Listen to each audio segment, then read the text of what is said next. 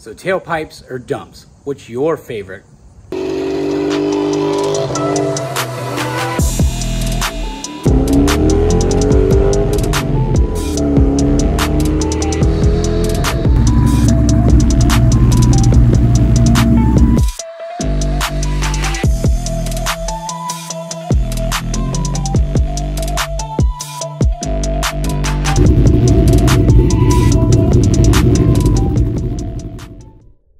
So someone brought up a good question today to me, and that was, hey, wonder what the car would sound like with the tailpipes back on it. Granted, I don't have the hangers back there, but it wouldn't be hard to fab up anything anyways.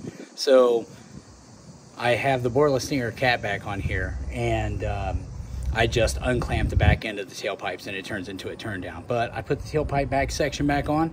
So now let's see how it sounds. And we're gonna do a comparison video.